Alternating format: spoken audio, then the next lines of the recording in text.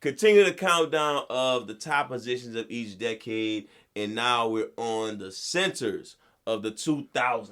Of course, the countdown 10, 10, 9, 9, all the way to 1. 1 is pretty fucking obvious, so we're not going to sit there and debate number 1. That's obvious. But I don't know if number 1 that obvious. Shit. Literally, the gap is stupid. Michael Strahan, the gap from 1 to 2 is stupid. But hey, look. Top 10 centers of 2000s. So, you want to go first or you want me to go first? I kind of want to get 10 and 9 out the way. Right, yes. How about this? We both get our 10 and 9 out the way. Brad Miller and Vlade Divac. I ain't even put them on the list. I kind of cheated. Oh, wait. My bad. Did you include Amari and Tim Duncan on your list? Yes. Okay, well, our list going to be different then. And I included Pau Gasol. I didn't include neither one of them because they in another list, so it felt weird to put them on. We did that with the guards and the forwards too. We did it with T-Mac and Vince. Yeah. That's it. That's the only 2 people we always do that with. Then we do it with Paul George. Nah. Did we do it with Paul George? Nah, that's strictly shooting guard. He wasn't in the small forward list. Oh, well, yeah. I kind of cheated a little bit. All right. Well, Brad Miller, Vlade Divac, my 9 and 10. So you up? I got Marcus Camby, Dikembe Mutombo. Okay. Wow. 9 and 10. I mean, Dikembe started the decade off still a good defender. Then he got to Philly, got him to the finals. I mean, he was like a 2-time defensive player of the year in the decade, which, like I said, was in the early part because after like 03 he fell off. Damn. Nah. I got Mutombo pretty high on my list. Oh, well, I mean, it's probably because he had on Adidas, but...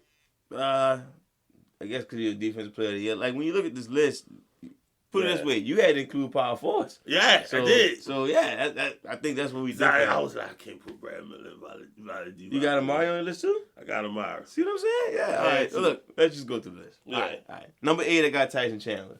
I didn't put him on the list. Yeah, I know. You got a lot of power forwards on your list. I got David Robinson at number 8. God damn. You won a championship in like 03. I get that, but this list was trash. You know what? Let's just get through these bottom 6 and just go through the and let's get through it. So, Tyson Chandler, I got number 8, great defender. Then I got Marcus Camby at number 7 because he was a great defender. Yeah. That's pretty much his old story. Yeah. Then I got Alonzo Mourning at number 6 because he's very overrated to me. I know people probably like him, but he more. I like him more for his fucking meme more than how he played. I think he was just. I like how he was swinging at Larry Johnson when they was fighting. Yeah, that's what he's known for to me. Like stats and being great. He was a great defender a little bit. I mean, he got a kidney. He had a kidney disease. He had to retire. Yeah, came back and played. To me, overrated. I don't think he even deserved to be on the top 10 list of any kind of center. But hey, he number 6 because I didn't want to include power forwards. And yeah. What you got? Well, I got David Robinson was number 8. Got Amari at number 7. Okay. And since I got the power forwards, I put Yao at number 6. All right, see, I got Yao a little higher because, I didn't include power forwards. Right. All right. So let's get interested now since we're in the top 5. Right. All right. Number 5, I got Dikembe Mutombo. Okay. Defensive player of the year in the beginning of the year.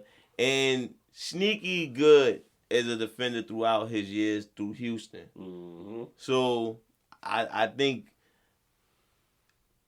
at least through most of the year, I think if you look at the players on my list, out of all the people who I say was a good defender, Dikembe Mutombo is better than everybody except probably like 3. Right. If you go by 2000s. He better than Alonzo Mourning, Marcus Camby, Tyson Chandler, Vlade Divac, and Brad Miller.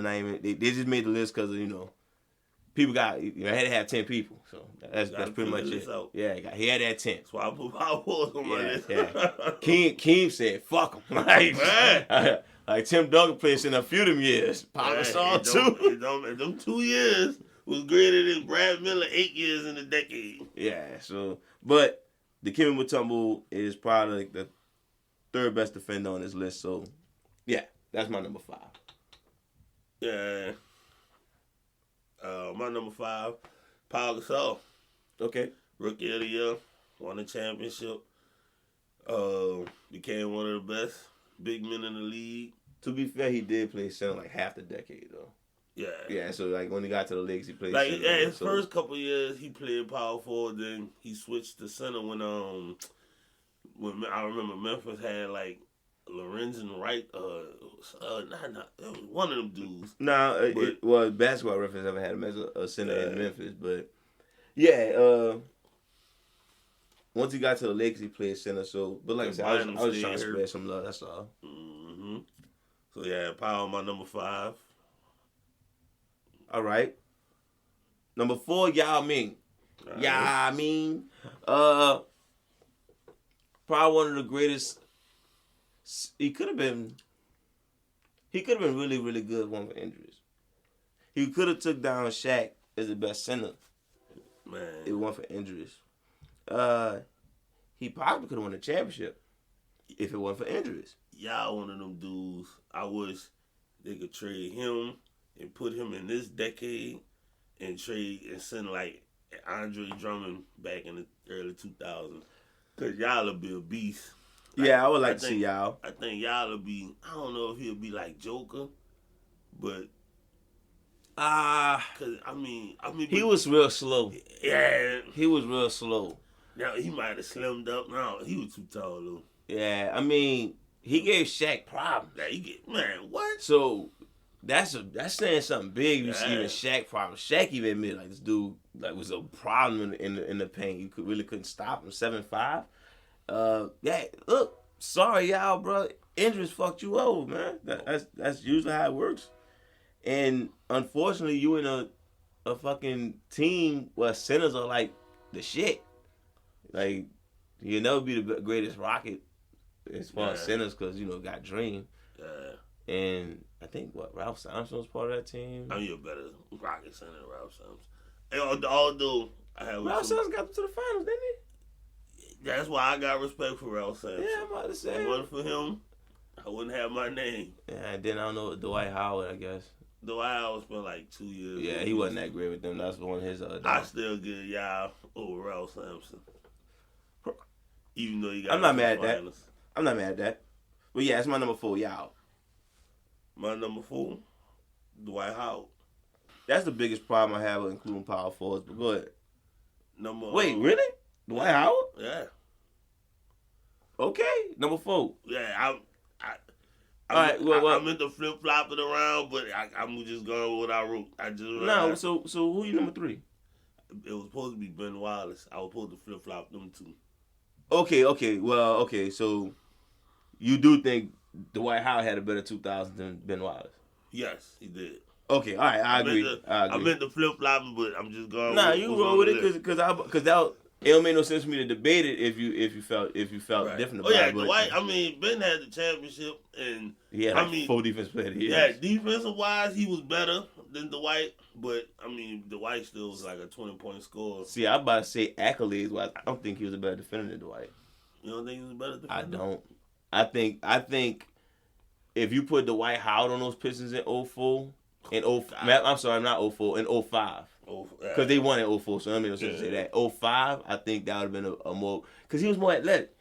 That's the element. Like, he had the athleticism, and he was more of a pick and roll alley-oop threat. Right, and you're right. 20-point score. Ben Wallace, if he had 10, we wondering what the fuck happened over there. We throwing confetti in the L. He got a double-double. Well, he was hitting free throws. He was hitting free throws. Like what happened? He got a lot of putbacks. Right, that's had to be. He got a lot of putbacks. Dude rarely averaged over 10 points. And it was 6.4. So that's what I'm saying. So yeah, I definitely gave Dwight Howard the edge on that.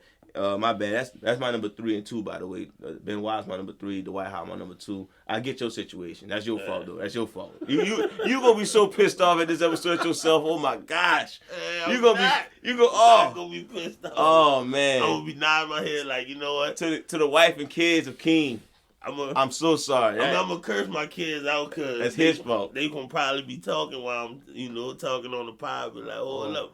Cooking right now. Oh my goodness, this is so bad. Like, oh my goodness.